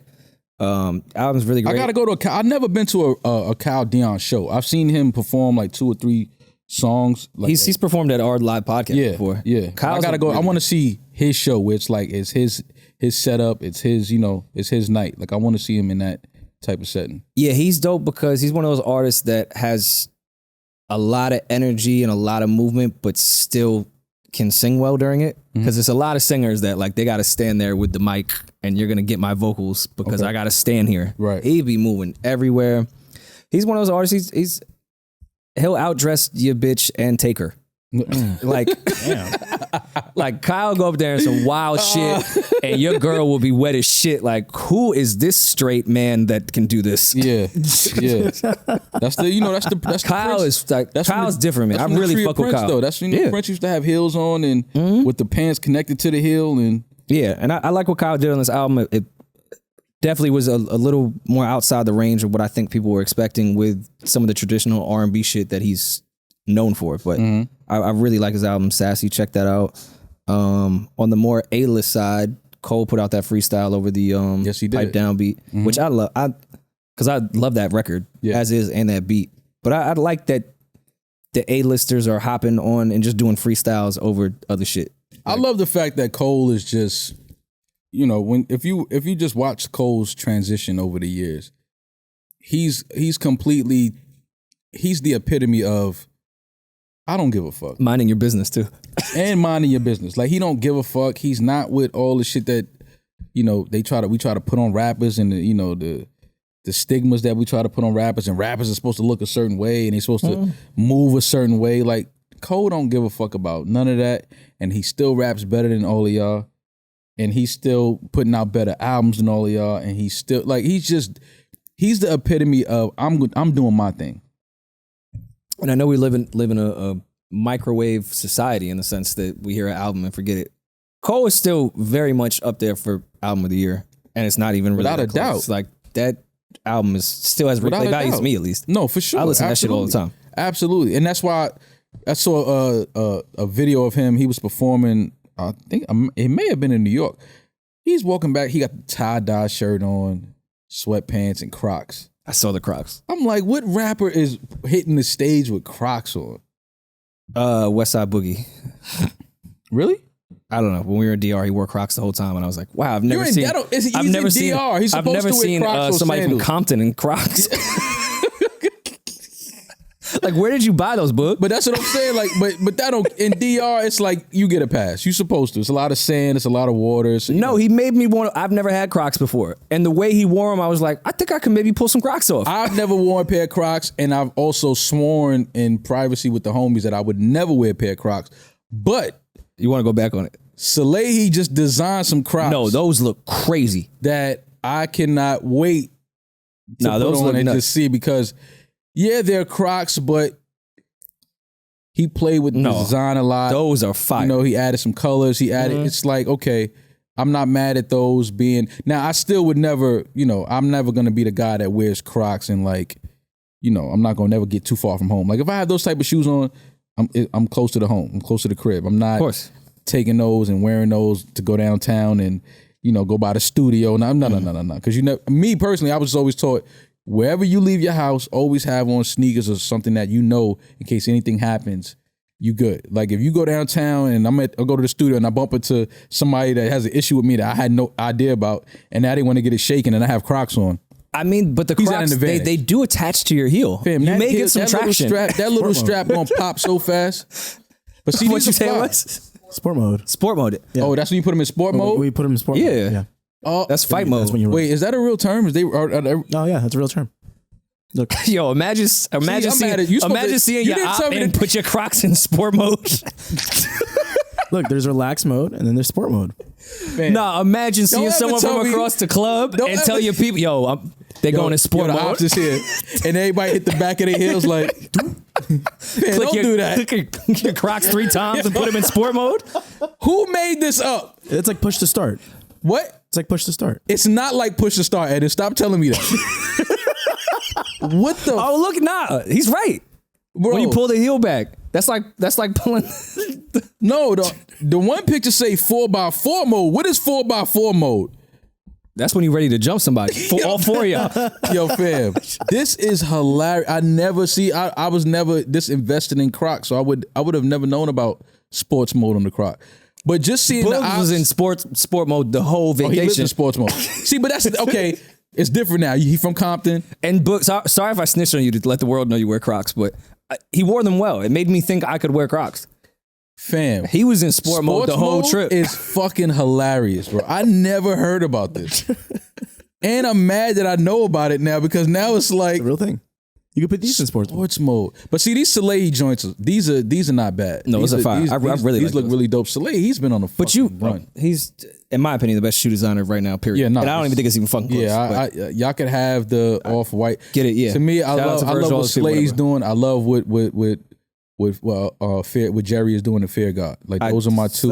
He's doing everything different. I just like different shit. Oh yeah, no. This is, and we could sit here and talk about it all day, but I love the way he's putting it into clothes, and it's like a whole story that he's painting with it. He knows what he's doing. Slade knows what he's doing. Shout out to Slade. That's the homie. So you would say your Timbs are in relax mode right now? Yeah, these are relaxed. Let the people see. They're in relax mode. Yeah, they're in relax very relaxed mode. I look relaxed. Yeah, I tend to be in relaxed mode, but these can quickly go into sports mode though. How do you do sports mode with your Timbs? Well, with these, you have to just, because the way I have them, I have a knot in the top shoestring. All I have to do is just pull that. Okay. Once I pull out and choke the Tim, where all the other hoes just follow suit and just get tight, and you see my Tims looking choked, know that it's about to go down. If the sides are touching, just know. It's about to get crazy. Have you ever been in such sport mode with some time to react that you tied the laces around the back of the heel sport mode? Wow. I've never had to get that sporty. Okay. Yeah, I don't recall ever having to more get like that an ice skate than a Tim. Yeah, I don't know why I would have that much shoestring left, like to be able to tie it around my What exactly am I wearing? Maybe my 40 belows, because the 40 belows, Of course, I don't lace those all the way up. You'd be a psychopath if you did. If you lace your 40, if I see somebody with the 40 belows laced all the way to the top, get out of his way. No, it must be 40 below. Yeah, it better be 40 below zero outside. Not it must. It better be.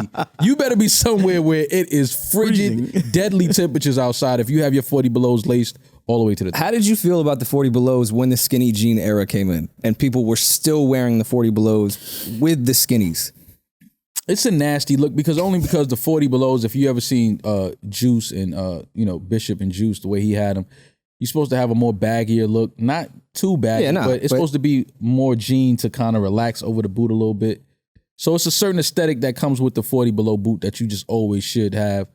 So the skinny jeans is kind of like, you don't want to go too slim. I know it's hard to get super baggy these days, even though they're trying to bring baggy jeans back. I'm not going back. I can't go back to super baggy jeans. No. I don't mind wearing them a little room in it. At my age of what I'm wearing now is what I'm gonna wear. Yeah, like I'm not going back to the super baggy mode. I'm not doing that. But the 40 below, it's a certain way you wear the 40 below. You got to have a little wiggle room in your jeans and in your pants in the leg area in order to really get the 40 below look off right.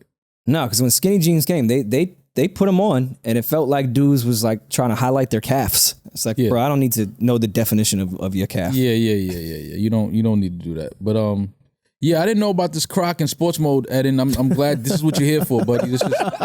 You're here to let me know, these intricate things in our culture that I have no idea about. You're welcome. You know what I mean? Thank you, man. I appreciate you, man. Look at what you think is in the culture. It is. Eden just pulled up a whole PowerPoint presentation on sports mode and relax mode. I had no idea about this. And 4x4. Oh, since we were talking about the Crocs, 4x4 mode. Well, yeah, come on. We know. When it's 4x4 mode, no, it's really cool. I got the squad with me. Yeah. It's about to get active in here for sure. Imagine your whole crew going out with Crocs on sport mode. Like, if I see a bunch of dudes walking by me with Crocs on, fam, y'all are not intimidated to anybody. I'm sorry. Yeah, but then you got to think, listen, if I get jumped by some dudes and some Tims, it happens. It happens. Oh, no. If I get jumped by somebody, a crew in Crocs, if you put the Croc to my cheek, the Croc crew? If you Croc pop me, I would rather get jumped by dudes with Crocs on. Let me keep it real. Because if you slow roast me in the Crocs, get Croc potted, I'm not doing it. Oof. I can't go home. Oh my God! Look at what. And imagine the imprint on your face from the rubber. Getting beat up in a pit with somebody in a pair of Crocs is just like, you can't come outside, fam. Anything can happen to you. Things on the Crocs are called? Like the look. You work for Crocs? Yeah, like it's. I just so happen to own Crocs. Okay, no. Are they called charms? You were close. They're called gibbets. Excuse me? How is charms and gibbets close? Oh no, you were close. It's just a completely different word. Charms for Crocs, Gibbets. That almost sounds racist. Yeah.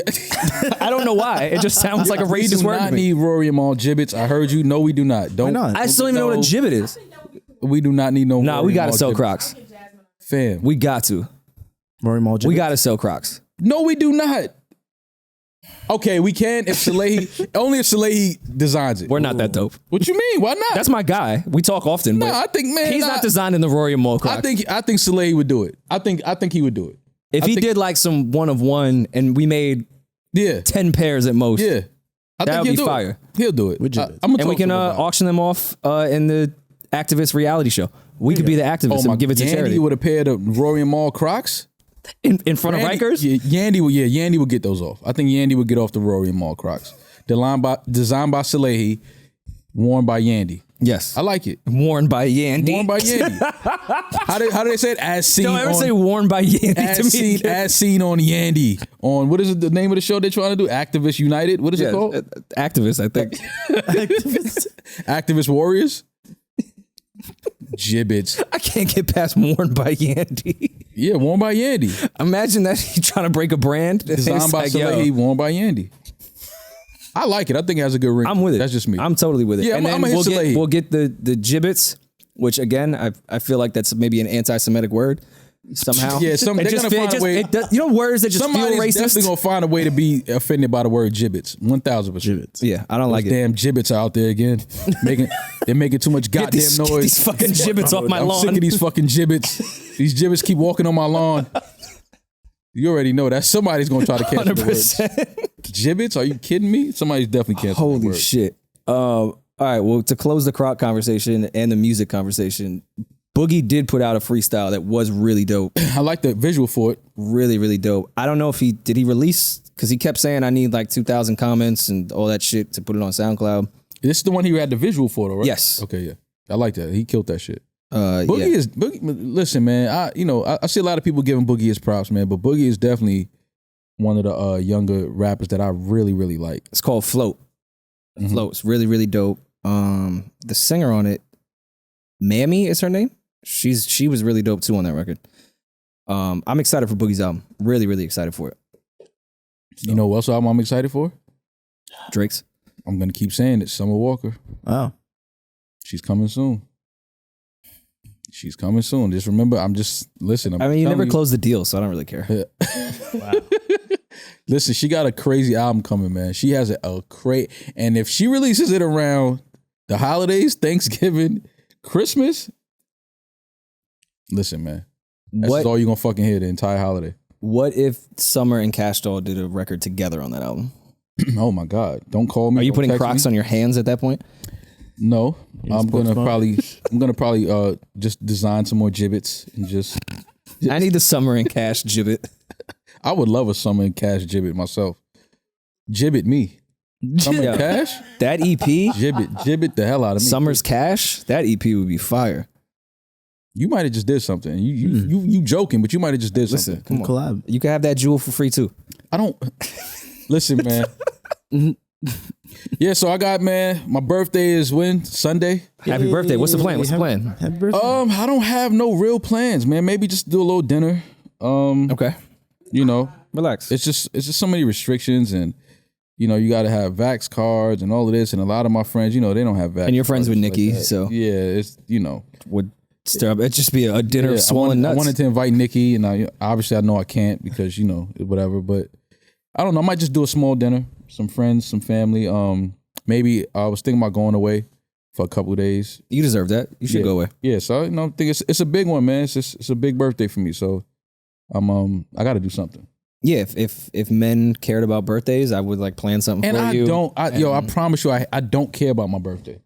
But I have a twin sister, so obviously she's been hitting me. As much as I love her, I always forget she's your twin, not just your sister. She's been hitting me, yo, let's do it. And I'm just like, you know, because women just love celebrating their birthdays, right? Yeah. That's something that I think women just love to do. But I'm the complete opposite. I don't care about it being my birthday. I could care just less. thankful to see another year. Yeah, I'm just like, yo, I'm here, I'm healthy, you know, blessed.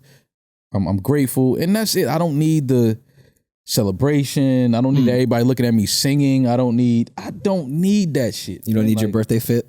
No, I just don't need it. But so she's been hitting me. She's been wanting to do something, plan something. I'm trying to tell her like things are just so different now with these restrictions. Like, so options are limited. Do you think your girlfriend in Atlanta will plan anything for you?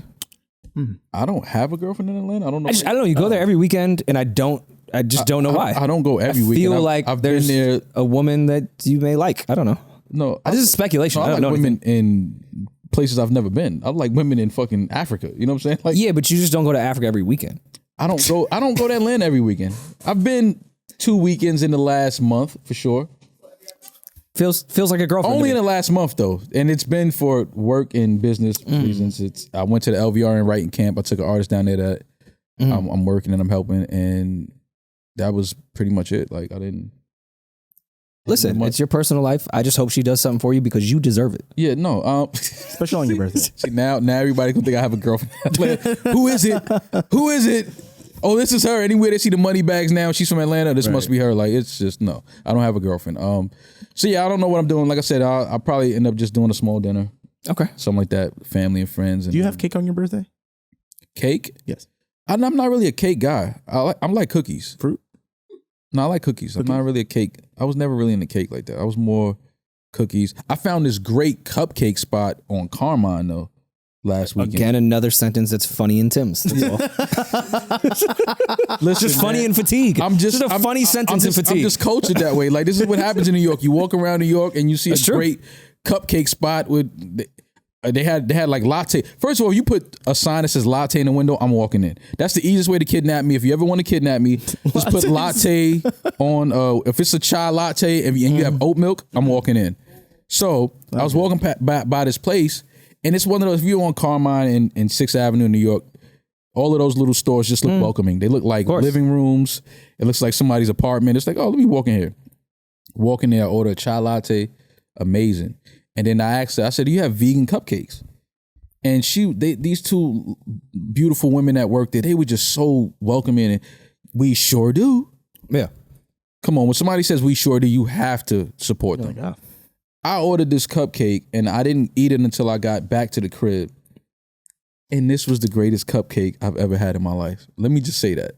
I was so mad I didn't buy 20 of them. I'm just picturing Maul getting the cupcake and be like, I can't eat it here. I have to take this. Like, and him being in the Uber, like planning how and what he was going to do while he ate the cupcake. Because the thing is, did you turn on your show? No. Did you you have to wind down? You trying to make me sound away, but yeah, that's exactly what the fuck I did, Rory. That's exactly what the fuck I did. I turned on my show and I enjoyed my fucking cupcake. Lowered the lights. But the cupcake was an innocent bystander because I didn't go in there for a cupcake. Took your fitted off. Yeah, I went in there for a latte. I went in there for a chai latte with oat milk, and the cupcake was just an innocent bystander. The cupcake is the fucking star of the show. Let me just tell you, it's the place. I'm so mad I don't remember. Next episode, I will give the name of this place, but it's on Carmine. The cupcakes are fucking incredible. The latte was great, but the cupcake stole the show. Well, we're gonna get you some cookies and cupcakes for your birthday. Thank you, man. Give me some vegan, please. Vegan, yes. Please, I don't There's want my no stomach. meat in cupcakes. No, You fucking vegans just keeps changing the ingredients of everything. That's not what vegan. It's no animal product. It's no milk, no dairy. Where's no the nothing. animal in that shit, man? It's dairy and desserts. It's milk. It's egg. Those are animal product. There's beef in cupcakes? It's not just meat. It's If you product. happen to have children, would you like your wife or baby mother to breastfeed Almond milk. that child?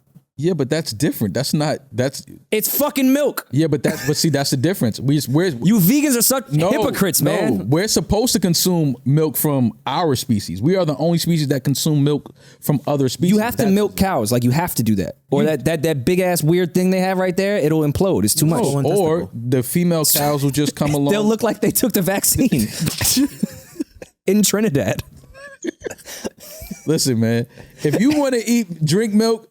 Listen, black people. I don't like milk. Rory, let me just tell you. You're all lactose intolerant. I know. Every black person is lactose intolerant. I grew up around black people. I know. We cannot do dairy. We do it and we just suffer the consequences. Like, that's just something that I got tired of. I was like, yo, I cannot keep eating this baked mac and cheese. And then an hour later, I'm on the toilet moving back and forth like Ray Charles. I just got tired of doing it. Wait. I just got tired of doing that to Maybe I am like Sean King because I have fiber issues.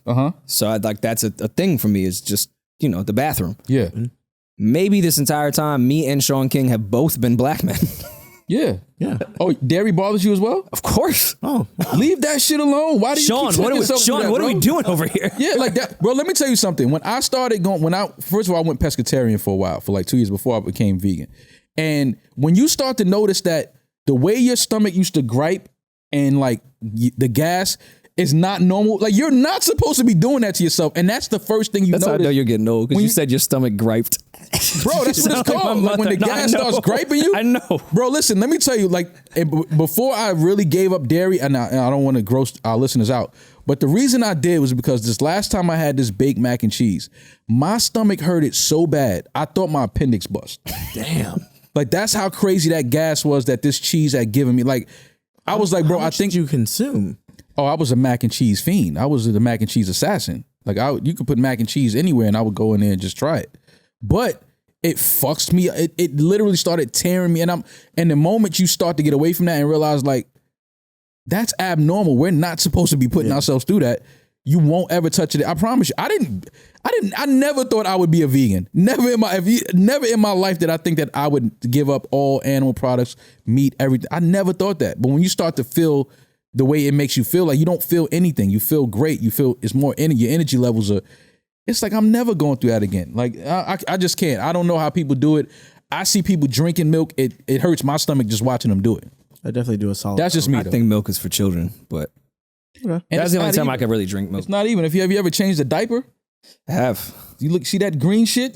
That is not normal, my friend. That's from the cow. So the cow's swollen nuts. That is not normal. Like that baby should not be going through that. But again, man, do what you want. But yeah, I'm gonna give y'all the name of this cupcake spot, man. Ed, and don't laugh because the lattes and the cupcakes are fucking amazing. I'd probably go with you next time. Yeah, definitely. We should go on I'm taking you with me too, Rory. Fuck that. I would go. I mean, my mother was a diabetic, so I just don't like sugar, but you know, I'll try it. The vegan, for your birthday. oh my God, the vegan cupcakes are amazing. Vegans can't eat sugar either. The fuck do y'all eat? No. You can eat sugar. Okay. I'm saying like a sugar-free alternative. Well, no, I've just never been a sweets person. My grandmother, when she would take me and all my cousins out for ice cream when we were kids, she would really go back to the house like, I think there's something wrong with your son.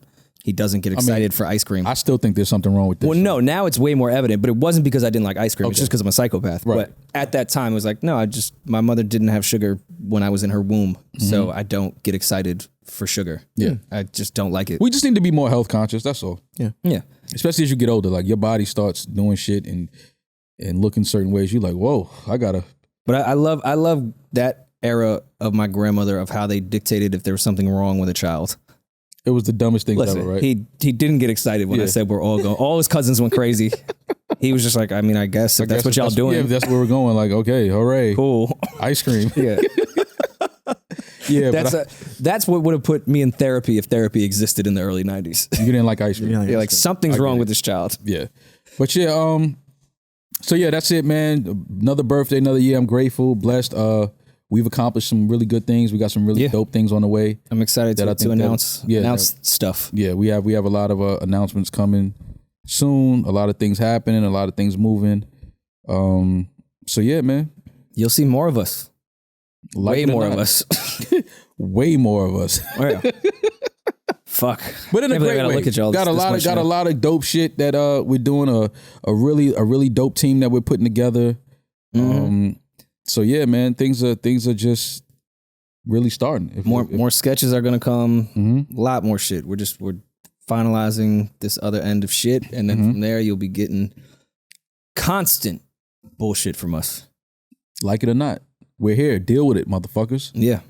So yeah, man. Next week, I guess. If not, things change. We won't be back, or if they do, we will be back. Who knows? We're the bosses. Let's hope we're back. We're the bosses. We make the fucking rules. We do what the fuck we want. So yeah, man, until then, that's the Ginger Beard Man, Rory. I'm Mal. Hey. Y'all be safe, be blessed, and we'll talk to y'all soon. Peace. No worry